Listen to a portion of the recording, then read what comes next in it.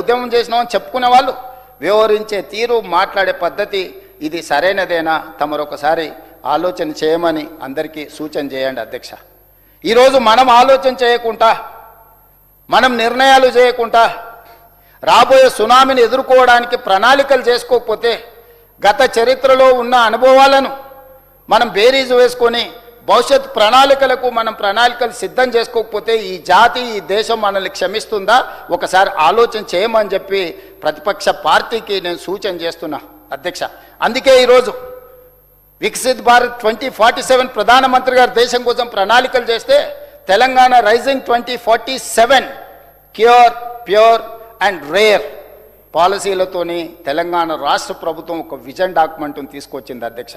ఈ vision document మన రాష్ట్రానికి ఒక్క గొప్ప భవిష్యత్తును అందించడమే కాదు, 2034కి $1 ట్రిలియన్ ఎకానమీ, 2047 నాటికి $3 ట్రిలియన్ ఎకానమీ చెయ్యాలని మనం ఒక పాలసీ డాక్యుమెంట్ తీసుకున్నాం అధ్యక్ష.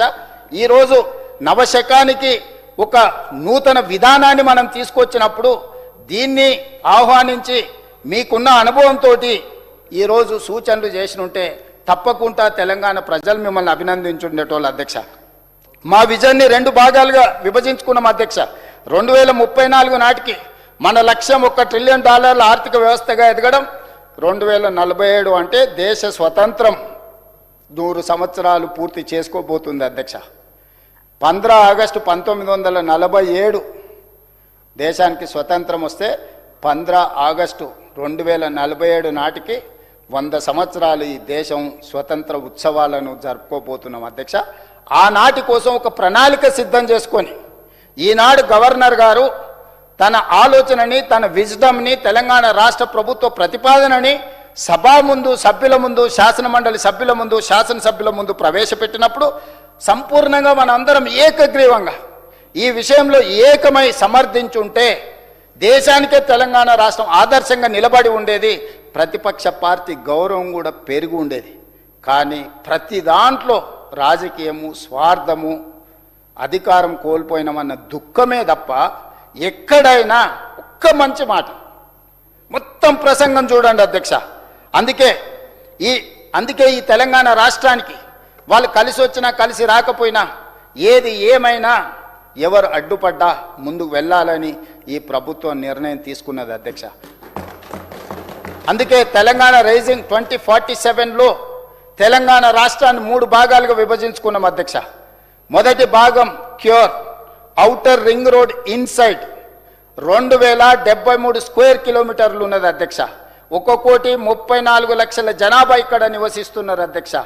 కోర్ అర్బన్ రీజియన్ ఎకానమీ, ఇందులో ఈనాడు రకరకాల పరిశ్రమలు ఉన్నాయి, రకరకాల సర్వీస్ సెక్టర్స్ ఉన్నాయి, రకరకాల కార్యాలయాలు ఉన్నాయి, రకరకాల కాలుష్యం ఉంది, రకరకాల ప్రణాళికలు ఉన్నాయి, రకరకాల ఆలోచనలు ఉన్నాయి. వీటన్నిటిని కూడా అవగాహన చేసుకొని, అర్థం చేసుకొని ఒక ప్రణాళిక రచించి ఎక్స్పర్ట్స్ నుంచి, ఎన్విరాన్మెంటల్ ఎక్స్పర్ట్స్ని, క్లైమేట్ చేంజెస్ను గుర్తించే వాళ్ళని, ఐటీ ఎక్స్పర్ట్స్ని, వీళ్ళతో పాటు నీతి ఆయోగ్, కేంద్ర ప్రభుత్వానికి పాలసీ డాక్యుమెంట్ చేసే నీతి ఆయోగ్ని, గొప్పగా మనం చెప్పుకునే ఐఎస్బిని, నల్సార్ యూనివర్సిటీని అందరిని కూడా భాగస్వాములను చేసుకొని తెలంగాణ రైజింగ్ 2047 పాలసీ డాక్యుమెంట్ మనం తయారు చేసుకున్నాం అధ్యక్ష. రాబోయే 20 సంవత్సరాలు ఏ విధంగా ప్రణాళికలు వేయాలి, ఏ విధంగా రాబోయే సంక్షోభాన్ని ఎదుర్కోవాలి, ఏ విధంగా ఈ తెలంగాణ ప్రాంతంలో ఉన్న యువతకు ఒక భరోసా కల్పించాలి, మహిళలను ఆర్థికంగా ఏ విధంగా నిలబెట్టాలి, రైతును, రాజును ఏ విధంగా చెయ్యాలనే ప్రణాళికలే క్యూర్, ప్యూర్ అండ్ రేర్ అధ్యక్ష. ఈరోజు క్యూర్కు సంబంధించి కొన్ని అంశాలను మీ ముందు నేను పెట్టదలుచుకున్నా అధ్యక్ష. మేము చెప్పే ప్రయత్నం చేస్తున్నాం, అర్థమైనా అర్థం కానట్టుగా, ఒకవేళ అర్థం కాక మాట్లాడుతుర్రో ఎవరికీ అర్థం కాదు.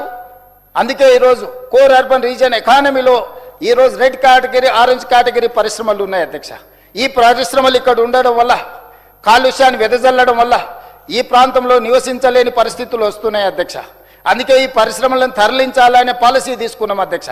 ఇదే కాకుండా ఈరోజు ఈ నగరానికి మీ వికారాబాద్, తమరు ప్రాతినిధ్యం వహిస్తున్న వికారాబాద్ అనంతగిరి కొండల్లో మచ్కుందా నది, అంటే ఈరోజు మనం అందరం గొప్పగా చెప్పుకునే మూసీ నది అక్కడ మొదలై అక్కడి నుంచి నల్గొండ జిల్లాలో వాడపల్లి దగ్గర కృష్ణానదిలో విలీనమవుతుంది అధ్యక్ష.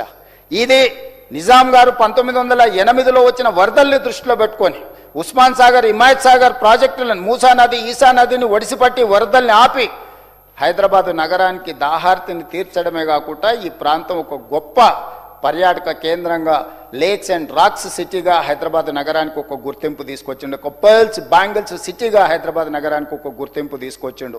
ఈరోజు మోజంజాయ్ మార్కెట్కి వెళ్ళండి, కబూతర్ ఖానాకి వెళ్ళండి, లేకపోతే ఎక్కడికైనా వెళ్ళండి, ఒక అద్భుతమైన వారసత్వ సంపదను అందించడమే కాకుండా ఒక గొప్ప ప్రపంచ వ్యాపార కేంద్రంగా తెలంగాణ రాష్ట్రాన్ని తీర్చిదిద్ది ఒక అద్భుతమైన రివర్ ఫ్రంట్ ఎకానమీని ఆ రోజు నిజాం సర్కార్ తీర్చిదిద్దింది అధ్యక్ష.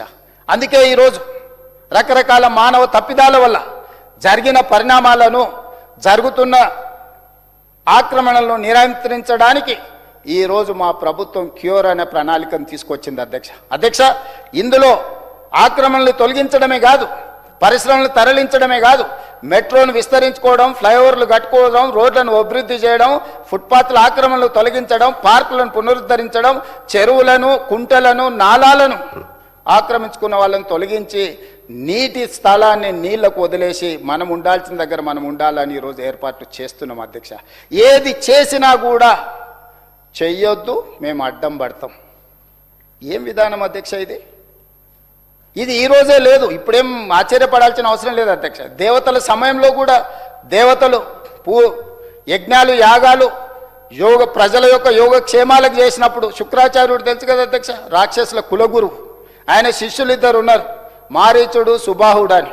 వాళ్ళు యాగాలు చేసినప్పుడు రక్త మాంసాలు, వీళ్ళేమో యజ్ఞాలు, యాగాలు చేయడానికి నెయ్యి పోసి అన్ని మంచి పనులు చేస్తుంటే వాళ్ళు పైనుంచి రక్తాన్ని, మాంసాలను పోసి యజ్ఞాన్ని, యాగాలను భగ్నం చేయాలనే ప్రయత్నం చేసింది అధ్యక్ష. చివరికి మారీచుడు, సుబాహుడు ఏ విధంగా పోయినరో మీకు తెలుసు. రావణాసురుడి మామనే మారీచుడు అధ్యక్ష. ఈరోజు వాళ్ళ పేర్లు, వాళ్ళ ఇంటి పేర్లు వాళ్ళు ఇక్కడ చెప్పాల్సిన అవసరం లేదు, వాళ్ళని నేనేం అడుగుతలేను అధ్యక్ష. ఇద్దరు బావబామార్దులు ఉన్నారు అధ్యక్ష. బావ కొంచెం హుషారు, బామార్ది కొంచెం మన ఊర్లలో ఎడ్డోడు అంటారు చూడు, అట్లా అన్నమాట. ఇద్దరు కలిసి అడిగిపోయారు ఇలా విహారయాత్ర పోదామని. ఆడ పులి తన పాటికి తను నీళ్లు తాగుతూ ఉంది. బావ తెలివికల్లోడు కదా, రాయి తీసుకొని కొట్టి రాయి కొట్టినోడు సెట్ ఎక్కిండు పులి వస్తుందని.